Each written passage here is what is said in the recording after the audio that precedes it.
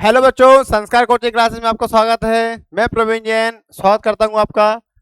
आज हम पढ़ने जा रहे हैं फर्स्ट चैप्टर में। बहुत बेहतरीन टॉपिक है अक्षीय स्थिति और निरक्षीय स्थिति, जो एग्जाम में बेहद इंपॉर्टेंट है, बहुत बार पूछी गई है और आगे भी पूछी जाएगी, है ना। तो देर न करते हुए हम चालू करते हैं। अक्षीय स्थिति और निरक्षीय स्थिति हम पढ़ेंगे विद्युत क्षेत्र की तीव्रता में। तो सबसे पहले हमें इसमें जानना है कि विद्युत द्विध्रुव क्या होता है और विद्युत द्विध्रुव आघूर्ण क्या है। तो बच्चों, विद्युत द्विध्रुव क्या होता है? विद्युत द्विध्रुव, विद्युत द्विध्रुव यदि दो विपरीत आवेश जो अति अल्प दूरी पर स्थित हों, ऐसे निकाय को ही हम विद्युत द्विध्रुव कहते हैं। दो विपरीत आवेश जो एक दूसरे से अति अल्प दूरी पर स्थित हों, तो ऐसे निकाय को ही हम विद्युत द्विध्रुव कहते हैं। उनके द्वारा उत्पन्न क्षेत्र को ही हम द्विध्रुव क्षेत्र कहते हैं। अब विद्युत द्विध्रुव आघूर्ण क्या होता है? विद्युत द्विध्रुव आघूर्ण, आघूर्ण क्या होता है बच्चों? विद्युत द्विध्रुव का कोई एक आवेश और दोनों आवेशों के बीच की दूरी के गुणनफल को ही विद्युत द्विध्रुव आघूर्ण कहते हैं। इसे P से दर्शाते हैं। विद्युत द्विध्रुव का कोई एक आवेश और दोनों आवेशों के बीच की दूरी के गुणनफल को ही विद्युत द्विध्रुव आघूर्ण कहते हैं। इसे P से दर्शाते हैं। इसको ऐसे भी लिखा जा सकता है कि 2QA। दोनों ही इसके फॉर्मूले हो गए, है ना। अब इसका मात्रक क्या होता है? आवेश का मात्रक होता है कूलम और दूरी का मात्रक होता है मीटर, कूलम इंटू मीटर। विद्युत द्विध्रुव का मात्रक क्या हो गया? Coulomb into metre. इसका विमीय सूत्र क्या होता है? इसकी विमा क्या होती है? विमीय सूत्र, विमीय सूत्र होता है आवेश का विमीय सूत्र AT और दूरी का विमीय सूत्र L, इंटू कर देंगे तो क्या हो जाएगा? ATL। इसको लिख सकते हैं या m⁻0 LT और A, इसको ऐसे भी लिखा जा सकता है। अब विद्युत द्विध्रुव की दिशा क्या होती है? -Q से +Q की ओर। विद्युत द्विध्रुव की दिशा -Q से +Q की ओर होती है। विद्युत द्विध्रुव का आकार, आकार कैसा होता है? इसका आकार बिंदु के आकार का होता है। विद्युत द्विध्रुव की दिशा बच्चों -Q से +Q की ओर होती है। ये एग्जाम में बहुत पूछी आती है। ये OT के लिए बहुत जरूरी, बहुत इंपॉर्टेंट पॉइंट है। और विद्युत द्विध्रुव का आकार कैसा होता है? बिंदु के आकार का होता है। ये बहुत ही इंपॉर्टेंट पॉइंट है। आगे, विद्युत द्विध्रुव कौन सी राशि है? यह है सदिश राशि। कौन सी राशि है? सदिश राशि। विद्युत द्विध्रुव एक सदिश राशि है। विद्युत द्विध्रुव एक सदिश राशि है। एक बार और सुन लो, विद्युत द्विध्रुव क्या है? यदि दो विपरीत आवेश जो एक दूसरे से अति अल्प दूरी पर स्थित हों, तो ऐसे निकाय को ही विद्युत द्विध्रुव कहते हैं। विद्युत द्विध्रुव आघूर्ण, यदि दो द्विध्रुव का कोई एक आवेश और दोनों आवेशों के बीच की दूरी के गुणनफल को ही विद्युत द्विध्रुव आघूर्ण कहते हैं। इसका सूत्र ये होता है, इसका मात्रक कूलम इंटू मीटर होता है। इसका विमीय सूत्र मैंने बनाना भी बताया आपको। इसका दिशा क्या होती है? -Q से +Q की ओर होती है। यह बिंदु के आकार का होता है। यह सदिश राशि है। इनमें से बच्चों OT बेहद इंपॉर्टेंट है और OT तो पूछी जाती है। अब मेन बात तो हमारा ये है, हमारा क्वेश्चन है अक्षीय स्थिति का, कि किसी विद्युत द्विध्रुव के कारण अक्षीय स्थिति में किसी अन्य बिंदु पर विद्युत क्षेत्र की तीव्रता ज्ञात करनी है। अक्षीय मतलब, अक्षीय का मतलब होता है कि हमें अक्ष पर तीव्रता निकालनी है ना। अब हमने सबसे पहले क्या किया? सबसे पहले हमने एक विद्युत द्विध्रुव लिया, ये ले लिया हमने एक विद्युत द्विध्रुव। इसको नाम दे दिया मैंने AB। माना AB एक विद्युत द्विध्रुव है जो -Q और +Q आवेशों से मिलकर बना है। दोनों आवेशों के बीच की दूरी 2A है। कितनी है? 2 है। अब द्विध्रुव के मध्य बिंदु O से r दूरी पर अक्षीय स्थिति में, मतलब अक्ष पर एक बिंदु P है जिस पर हमें विद्युत विभव विद्युत क्षेत्र की तीव्रता ज्ञात करनी है। अब तीव्रता की दिशा क्या होती है? प्लस क्यू पे लगने वाले बल की दिशा होती है। अक्षी कहाँ है तो हम अक्ष पे ही निकालेंगे, अक्षी बोला है ना तो हम अक्ष पर निकालेंगे। फिर दोबारा सुनो, माना ए भी एक विद्युत द्विध्रुव है जो माइनस क्यू प्लस क्यू आवेशों से मिलकर बना है। दोनों आवेशों के बीच की दूरी 2a है। द्विध्रुव के मध्य बिंदु O से r दूरी पर एक बिंदु P है जिस पर हमें विद्युत क्षेत्र की तीव्रता ज्ञात करनी है। अब बच्चों हम इस द्विध्रुव को 2a को हम तोड़ सकते हैं a और a में, तो हमने इसको तोड़ दिया a और a में। अब बच्चों आप बताओ हमें कि a से लेकर P तक की दूरी क्या होगी?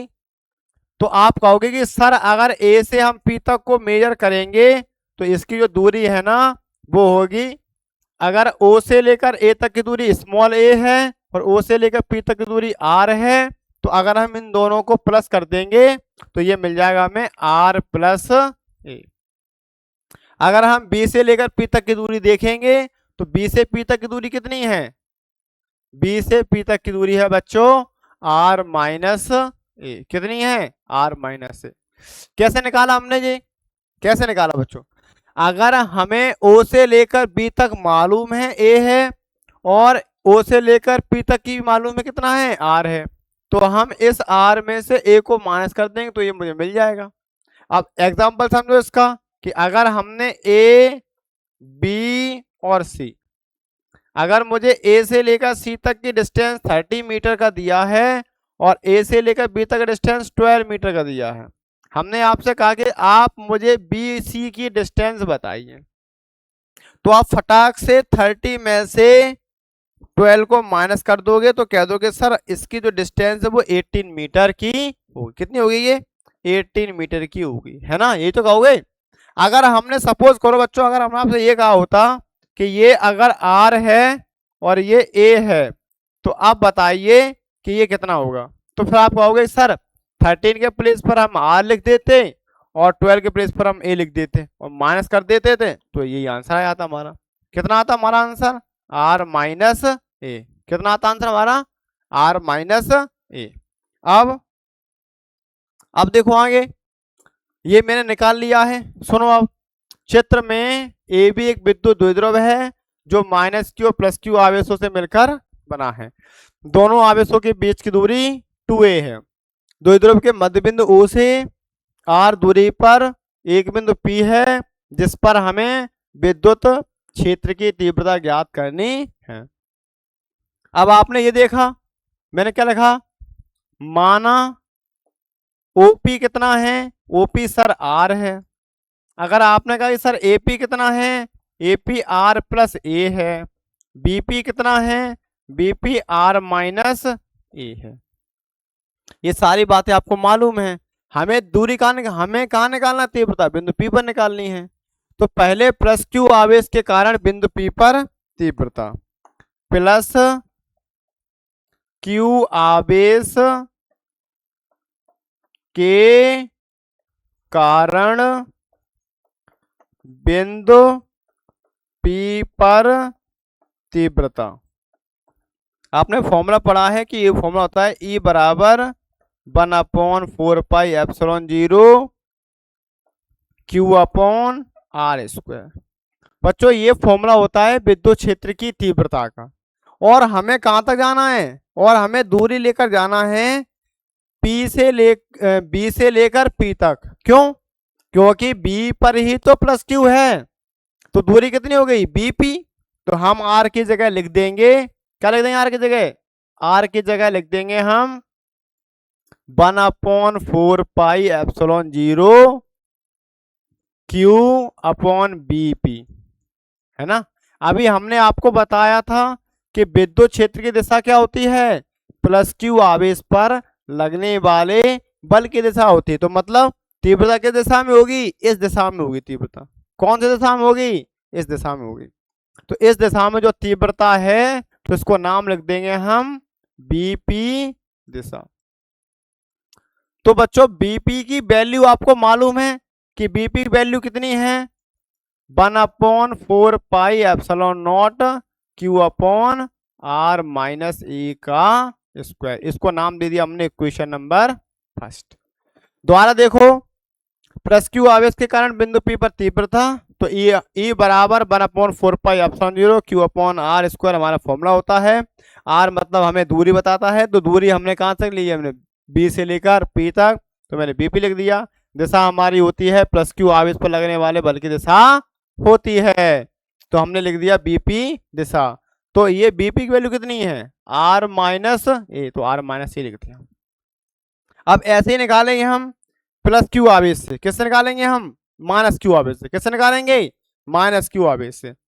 तो माइनस क्यू आवेश के कारण बिंदु पी पर तीव्रता। अच्छा माइनस क्यू कहां पर है, माइनस क्यू हमारा जो है ना वो हमारा बिंदु ए पर है, तो दूरी कहां तक हो गई, एपी। दूरी कितनी हो गई, एपी। भाई ए से हमें कहां तक जाना है, पी तक जाना है, तो दूरी कितनी हो गई, एपी। दूरी कितनी हो गई, एपी। तो क्या हो जाएगा फॉर्मूला, ई बराबर 1/4 pi epsilon 0 Q upon R. अब हम आर बार बार नहीं लिखेंगे, अब हम डायरेक्ट लिख देंगे कि इसकी दूरी होती है हमारी ए पी का स्क्वायर। अब इसको नाम दे देंगे हम E2। अब आपको मालूम है कि माइनस क्यू है, तो ये विपरीत दिशा में जाएगा तीव्रता में, तो कैसे आएगा, ये उल्टा जाएगा। ये P से लेकर A तक, कैसे, P से लेकर A तक, तो PA दिशा क्या हो जाएगी, ये PA दिशा। अच्छा PA का हो चाहे AP का हो, इसकी वैल्यू कितनी है, इसकी वैल्यू है हमारी R प्लस ए। कितनी है वैल्यू हमारी, R plus A. Equation number second. अब हमें क्या करना है, बिंदु P पर परिणामी तीव्रता निकालनी है। E1 व E2 कैसे हैं, परस्पर विपरीत। यहां लिखेंगे चूंकि E1 व E2 परस्पर विपरीत हैं, विपरीत हैं, तथा बिंदु P पर परिणामी तीव्रता। देखो E1 तो बेटा इस दिशा में है और E2 इसके विपरीत दिशा में है। E1 की जो तीव्रता है बच्चों वो सेम दिशा में है और E2 जो तीव्रता बच्चों है वो विपरीत दिशा में है। मतलब कहने मेरा मतलब है जो विद्युत क्षेत्र की तीव्रता है प्लस क्यू के लिए तीव्रता तो सेम दिशा में जा रहा है और माइनस के लिए तीव्रता क्या जा रहा है, विपरीत दिशा में जा रहा है। लेकिन है वे कैसे, एक ही अक्ष पर है। E के कारण तीव्रता तो E1 के लिए तीव्रता इस दिशा में और E2 के लिए इस दिशा में, तो मतलब है तो वे एक ही अक्ष पर है। जब ऐसी कंडीशन हो और हमें परिणामी निकालना हो, परिणामी निकालना हो तो कैसे निकालेंगे हम, परिणामी के लिए आप क्या करोगे, आप E1 में से E2 को माइनस कर दोगे, मतलब ज्यादा वाली तीव्रता में से कम वाली को माइनस कर दोगे। विद्युत क्षेत्र की दिशा में जो तीव्रता है वो ज्यादा होगी और विपरीत दिशा में जो तीव्रता है वो कम होगी, है ना। तो E1 की वैल्यू बच्चों कितनी है, E1 की वैल्यू देखने के लिए हम फिर वापस जाएंगे, तो ये हमारा E1 की वैल्यू हो गई और ये हमारी E2 की वैल्यू हो गई।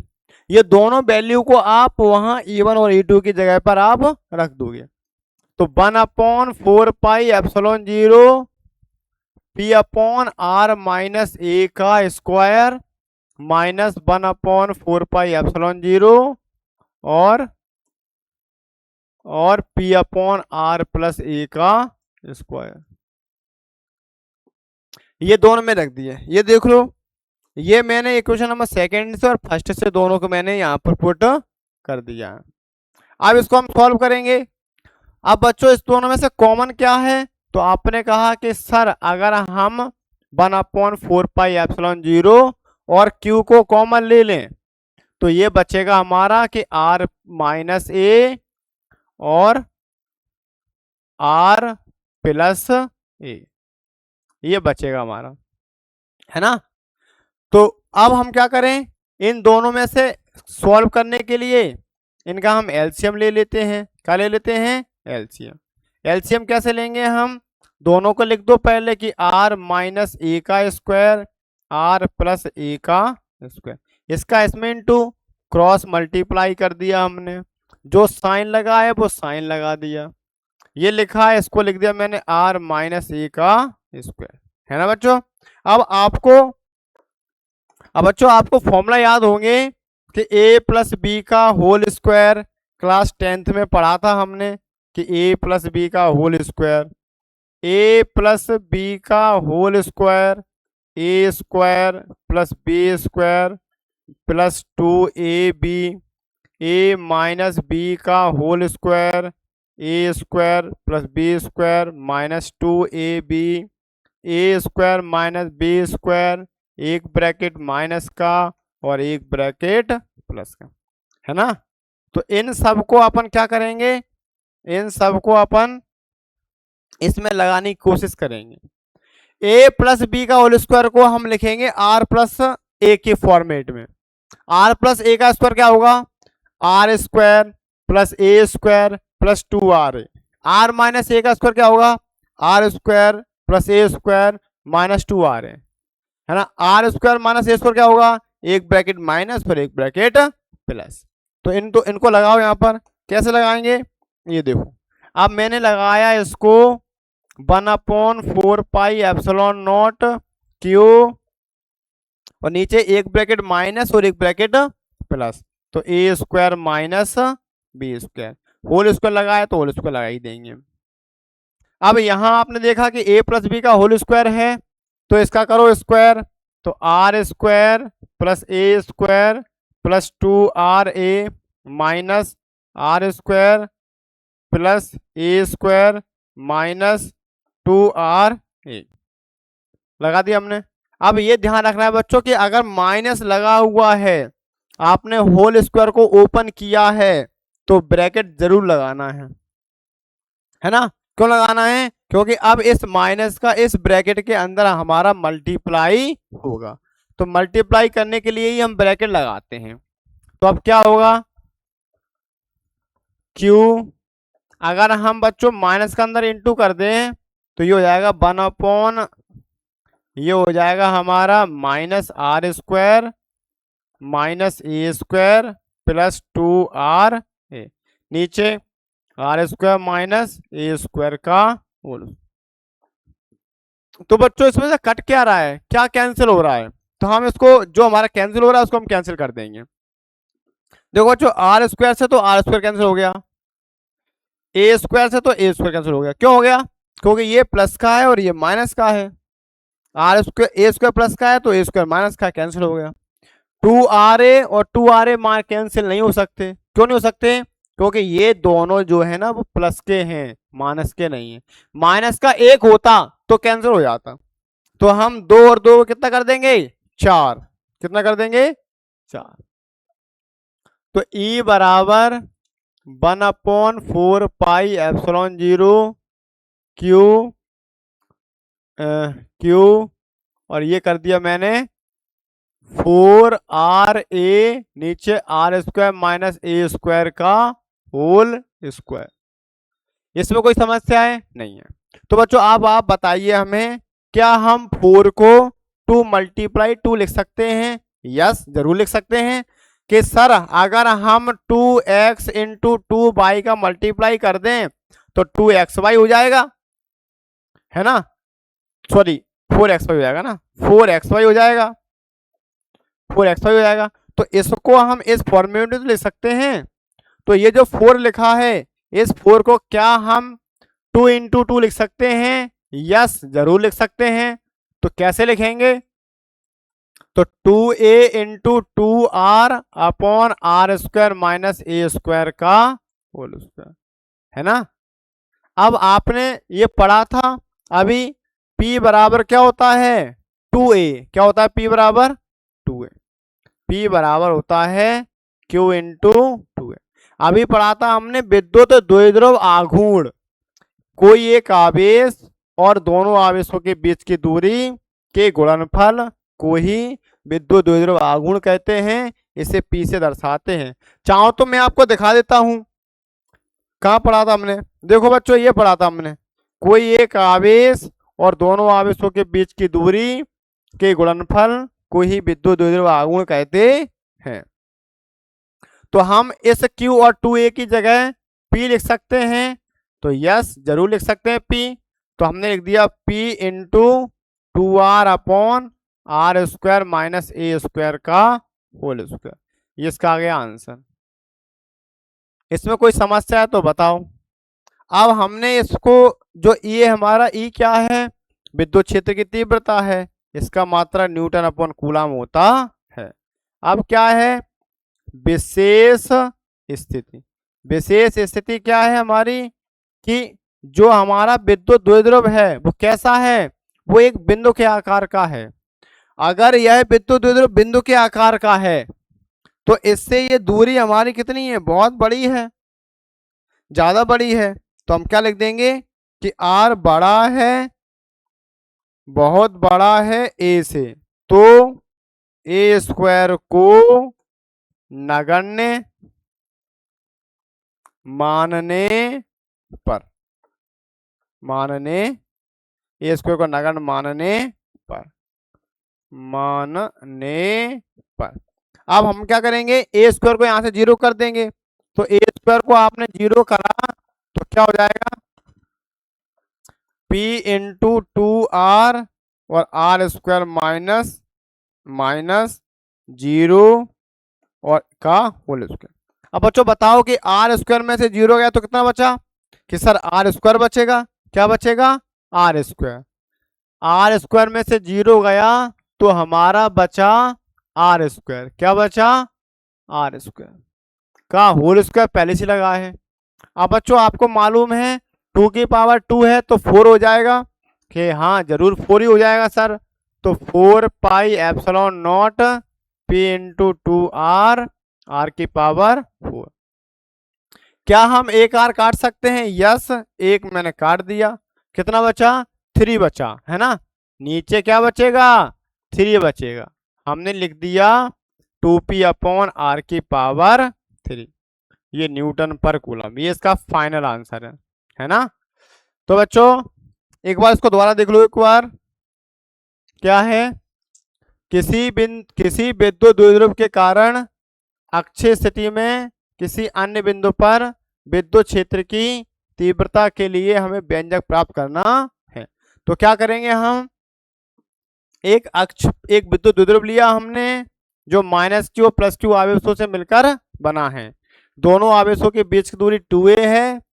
द्विध्रुव के मध्य बिंदु O से अक्षीय स्थिति में R दूरी पर एक बिंदु P है जिस पर हमें विद्युत क्षेत्र की तीव्रता ज्ञात करनी है। तो मैंने ये सारी दूरी लिख दी, मैंने यहाँ से। अब +Q आवेश के कारण बिंदु P पर तीव्रता E बराबर 1/4 pi epsilon 0 upon R square होता है। तो ये R की वैल्यू कितनी है? R की वैल्यू लिख दी मैंने BP। दूरी देख लो BP है तो BP लिख दी मैंने, BP वैल्यू रख दी मैंने। -Q आवेश के कारण बिंदु P पर तीव्रता ऐसे मास से निकाली मैंने। तो -Q हमारा A पर है तो दूरी कितनी हो गई? AP हो गई, तो मैंने AP लिख दिया। अब E1 व E2 परस्पर कैसे हैं? विपरीत है। E1 विद्युत क्षेत्र की दिशा में है, E2 विद्युत क्षेत्र के विपरीत दिशा में है। तो बिंदु P पर परिणामी तीव्रता के लिए हम क्या करेंगे? E1 में से E2 माइनस कर देंगे। दोनों की वैल्यू रखी, कॉमन ले लिया हमने, एलसीएम लेके इनटू कर दिया। A प्लस B का होल स्क्वायर लगा दिया, A माइनस B का होल स्क्वायर लगा दिया। जो कट गया वो काट दिया, जो बच गया वो मैंने छोड़ दिया। 2 और 2 को मैंने 4 को मैंने लिख दिया 2 इंटू 2, तो 2 इंटू 2 होता है P, तो मैंने P लिख दिया जिसका आ गया आंसर। अब R बड़ा है, बहुत बड़ा है A से, तो A को हमने कर लिया 0। तो अब हमने अगला देखा तो R का स्क्वायर हो गया, स्क्वायर से स्क्वायर 4 हो गया, तो 4 एक R कट गया तो क्या बचा? 3 बचा। ये इसका फाइनल आंसर है। अब हम पढ़ेंगे निरक्षीय स्थिति को। तो बच्चों अब हम पढ़ेंगे निरक्षीय स्थिति को। देखो आप इसका चाहो तो स्क्रीनशॉट ले लेना, और स्क्रीनशॉट से ज्यादा इंपॉर्टेंट है कि हम इसको नोट करें, है ना। हम इसको कॉपी पेन लेकर नोट करें और मिनिमम 3 से 4 बार हमें लगाना है इसको, तब ये आप इसको बगैर देखे लगा पाओगे, अन्यथा आप इसको बगैर देखे नहीं लगा पाओगे, है ना। आप चाहो कि हम एक बार देख लें और बगैर देखे लगा दें तो ऐसा पॉसिबल नहीं है। मिनिमम आपको 3 से 4 बार लगाना ही पड़ेगा, है ना। चलिए आगे देखते हैं हम कि किसी विद्युत द्विध्रुव के कारण निरक्षीय स्थिति में किसी अन्य बिंदु पर विद्युत क्षेत्र की तीव्रता के लिए व्यंजक प्राप्त करना है। अब निरक्षीय क्या दिया है?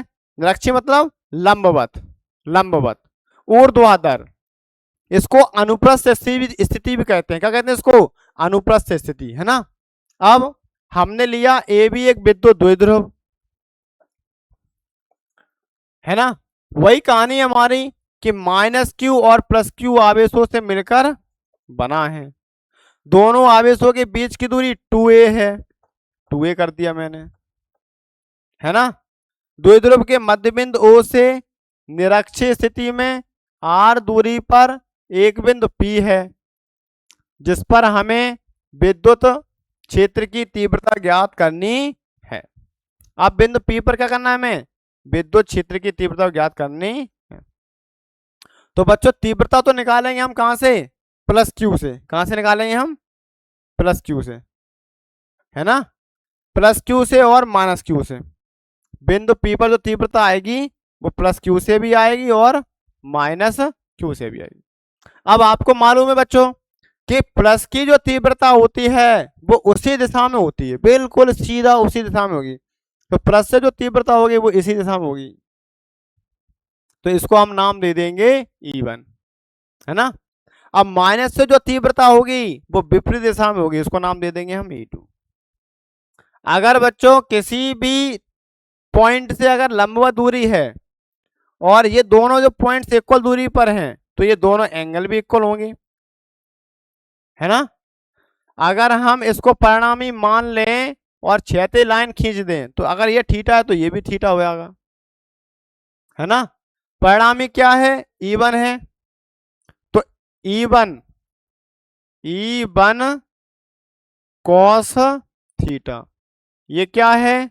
E1 sin theta. थीटा के सामने हमेशा cos लगाते हैं, इसके सामने इसके अपोजिट हमेशा sin लगाते हैं। नहीं आया समझ में? कोई दिक्कत नहीं, इसको अपन दोबारा समझ लेते हैं कि बच्चों अगर ये E हमारा परिणामी है तो परिणामी के साथ में अगर हम क्षैतिज में लिखते हैं तो E1 cos लिखते हैं और लंबवत में लिखते हैं तो E1 sin लिखते हैं, है ना। अगर हम जनरल बात करें तो ये कह सकते हैं कि थीटा के सामने हमेशा cos होता है, इसके अपोजिट हमेशा sin होता है, और वो लगाते हैं परिणामी के साथ में। आगे मानस की तीव्रता हमें विपरीत ले जा रही है नीचे की ओर, तो ये जो थीटा है तो ये भी थीटा होगा। क्यों होगा थीटा? क्योंकि यहाँ जेड बन रहा है। जेड को हम बोलते हैं अल्टरनेटिंग अपोजिट एंगल, या इसको कह सकते हैं एकांतर कोण। क्या कह सकते हैं इनको हम? एकांतर कोण, है ना। तो ये अगर परिणामी है इसका तो ये E2 sin थीटा होगा और ये E2 cos थीटा होगा। नहीं आए समझ में? कोई दिक्कत नहीं, इसको अपन दोबारा देख लेते हैं। यहाँ देखो इसको, अगर ये इसका परिणामी है E2 और ये थीटा है तो ये होगा E2 cos थीटा और ये होगा इसका E2 sin थीटा। क्या हुआ? ये E2 sin थीटा। आप दोबारा सुनो इसको, क्या लिखेंगे हम? चूंकि चित्र में हम जानते हैं, चित्र में ए भी एक विद्युत द्विध्रुव है जो -q और +q आवेशों से मिलकर बना है। दोनों आवेशों के बीच की दूरी 2a है। द्विध्रुव के मध्य बिंदु से निरक्षीय स्थिति में r दूरी पर एक बिंदु P है, जिस पर हमें विद्युत क्षेत्र की तीव्रता ज्ञात करनी है। ए भी एक विद्युत द्विध्रुव है जो -q और +q आवेशों से मिलकर बना है। दोनों आवेशों के बीच की दूरी 2a है। द्विध्रुव के मध्य बिंदु O से लंबवत r दूरी पर एक बिंदु P है, जिस पर हमें विद्युत क्षेत्र की तीव्रता ज्ञात करनी है। तब +q आवेश के कारण बिंदु P पर तीव्रता। अच्छा +q क्या है? जरा कहां तक जाना है हमें? P तक, तो दूरी कितनी हो गई? E1 बराबर 1/4πε0 Q अपॉन बीपी बीपी का स्क्वायर, है ना भाई। ये बीपी क्या है, दूरी है ना, तो दूरी का स्क्वायर हो गया। अब ये दिशा कौन सी हो गई, बीपी दिशा, सीधे बीपी दिशा, है ना, बीपी दिशा। अब माइनस क्यू आवेश के कारण, माइनस क्यू आवेश के कारण बिंदु पी पर तीव्रता। अच्छा, माइनस क्यू कहां पर बच्चों, माइनस क्यू हमारा है ए पर, तो दूरी कितनी हो गई, ए पी। इसको रख देंगे हम E2 बराबर 1/4πε0 Q अपॉन AP का स्क्वायर। इसको नाम देंगे समीकरण नंबर 2। अब हम अगर इसकी दिशा की बात करेंगे तो आपको मालूम है कि माइनस क्यू हमेशा विपरीत दिशा में ले जाता है। कहां ले जाता है हमें, विपरीत दिशा में। तो ये विपरीत जाएगा, कैसा जाएगा, ये विपरीत, है ना। तो ये दिशा हो जाएगी, इसकी हम दिशा लिखेंगे तो पी ए दिशा लिख देंगे, पी ए दिशा, है ना। अब सुनो, अब क्या है, चूंकि घटक E1 साइन थीटा और E2 साइन थीटा एक दूसरे के बराबर व विपरीत हैं, तो एक दूसरे के प्रभाव को निष्फल कर देते हैं। चूंकि घटक E1 साइन थीटा व E2 साइन थीटा एक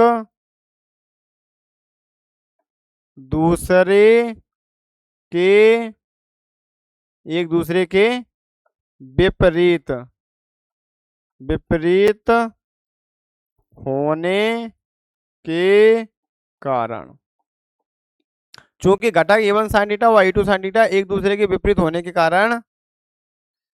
कारण यह प्रभाव से निष्फल कर देते हैं। ये दोनों क्या होते हैं, एक दूसरे को अपने प्रभाव से निष्फल कर देते हैं। तथा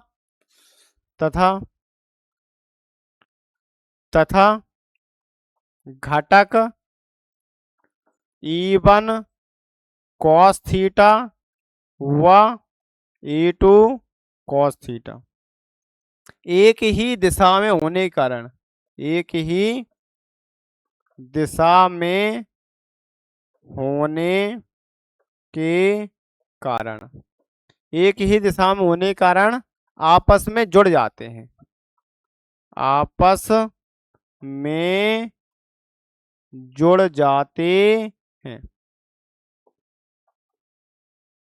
तो बिंदु P पर परिणामी तीव्रता, दोबारा सुनते इसको, हम याद करने की आवश्यकता नहीं है ना, कि आपको ऐसा है कि मुझे याद नहीं करना है।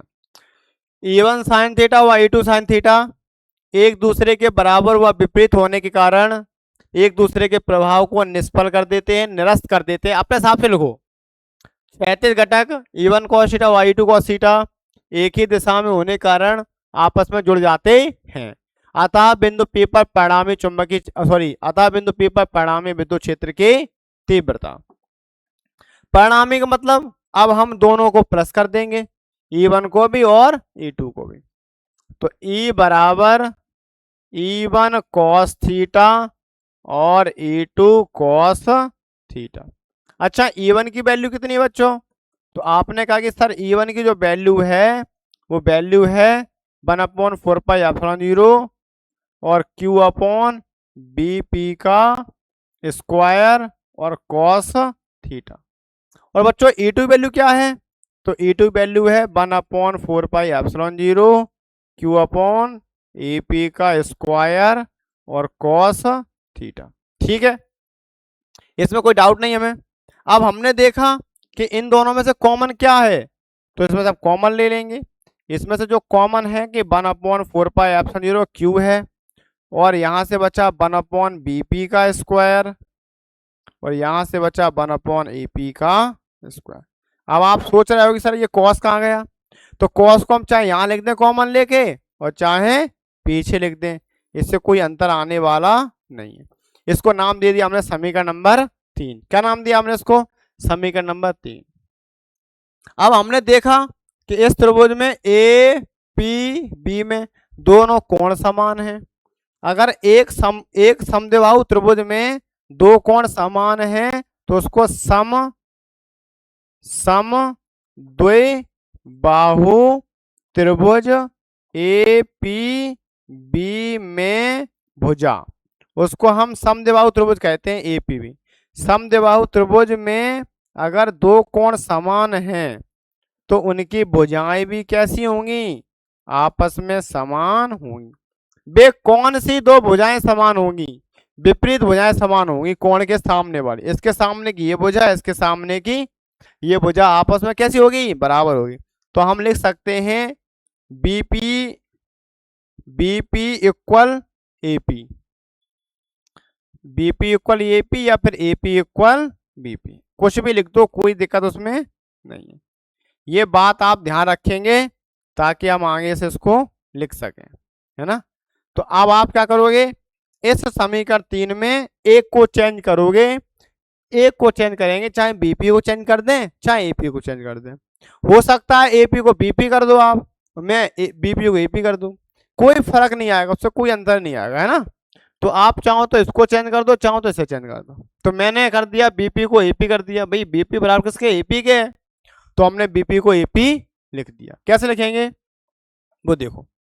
अब हमने लिखा है बीपी को एपी, देखो क्या करेंगे, हम लिख देंगे कि E बराबर 1/4πε0 क्यू, और ये 1/AP का स्क्वायर प्लस 1/AP का स्क्वायर, और ब्रैकेट बंद, और ये कॉस थीटा। एक बार और देख लो इसको, क्या ये लिखा है? मैंने इस बीपी को एपी कर दिया, बस बाकी का मैंने पूरा यही लिख दिया है। अब आपको मालूम है बच्चों 1/AP square plus 1/AP square कितना होता है? आप अगर नहीं ऐड कर पाओ तो मैं आपसे पूछूं कि 1/2 प्लस 1/2 क्या होता है, और 1/x प्लस 1/x क्या होगा। अगर आपने इनको ऐड कर लिया तो आप ये भी ऐड कर सकते हो, अगर आपने इनको ऐड नहीं कर पाए तो आप ये ऐड नहीं कर पाओगे। तो सर आपने कहा कि दोनों का हर समान है, तो एक बार ऊपर के जैसे के तैसे, दोनों के हर समान है तो एक बार ऊपर का जैसा का तैसा। 1+1 कितना होता है? 2 होता है, 2/2, 2 एकन 2। 1+1 कितना होता है? 2 होता है, 2/x। तो ऐसे हम इसको जोड़ देंगे कि दोनों का हर एक समान है, तो एक बार लिख देंगे, एक बार लिख दिया हमने इसको 1/, अगर हमने एपी को एलसीएम ले लिया है हमने, एक बार लिख दिया, तो ऊपर का 1+1 हो जाएगा। तो बच्चों 1+1 कितना होता है? 2 होता है, तो जिसको हमने 2 लिख दिया। क्या लिख दिया मैंने? 2 लिख दिया। तो क्या हम 2 का इंटू क्यू में कर सकते हैं? तो आपने कहा सर क्यों नहीं कर सकते हैं? बिल्कुल कर सकते हैं। तो हमने इंटू कर दिया 2 का क्यू में, तो 2 क्यू हो गया। क्या हो गया जी? 2 क्यू हो गया। तो अब ये हमने इसको नाम दे दिया समीकरण नंबर 4।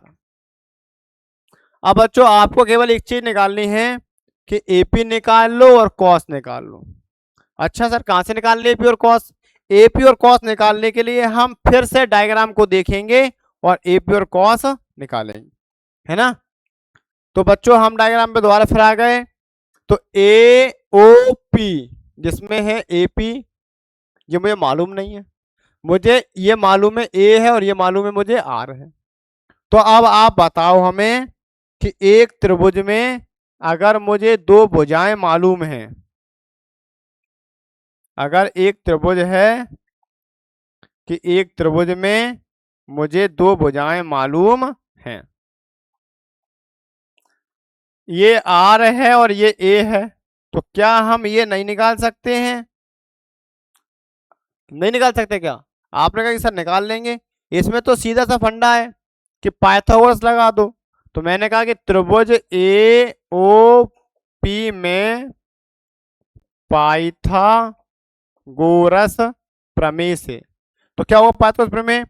कर्ण का वर्ग, कर्ण कितना है? लंब का वर्ग प्लस आधार का वर्ग। कर्ण कितना है? कर्ण हमारा एपी है। लंब कितना है? लंब हमारा आर है। आधार कितना हमारा ए। क्या हम इसका स्क्वायर नहीं हटा सकते? तो अपने साथ बिल्कुल हटा सकते हैं। तो मैंने इसको हटाया तो अंडर रूट कर दिया। ठीक है, अब आपने एपी निकाल लिया। अब बचा मेरा कॉस। कॉस कैसे निकालेंगे? तो कॉस के लिए आपने बताया कि सर कॉस थीटा इक्वल होता है आधार बटे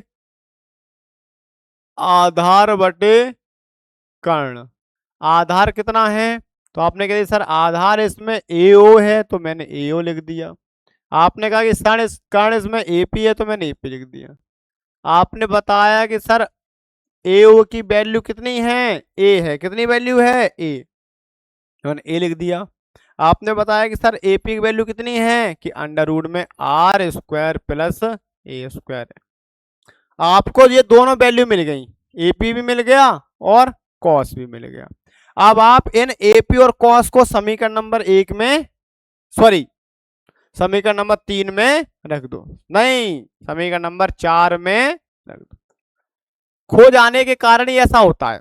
समीकरण 4 में एपी व कॉस थीटा का मान रखने पर, इसका मान हम यहां रख देंगे तो क्या हो जाएगा? ई बराबर 1/4πε0 और 2q/, B AP, AP value under root R square plus A square का होल स्क्वायर। क्या स्क्वायर से स्क्वायर काट सकते हैं? रूट काट सकते हैं? यस जरूर काट सकते हैं। अब आपने देखा कि कॉस, कॉस की जगह मैंने लिख दिया ए अंडर रूट में आर स्क्वायर प्लस ए। लिखो आगे। अब जो कैंसिल हो गया इसको हटा देते हैं, आपको मालूम है? यस जरूर मालूम है।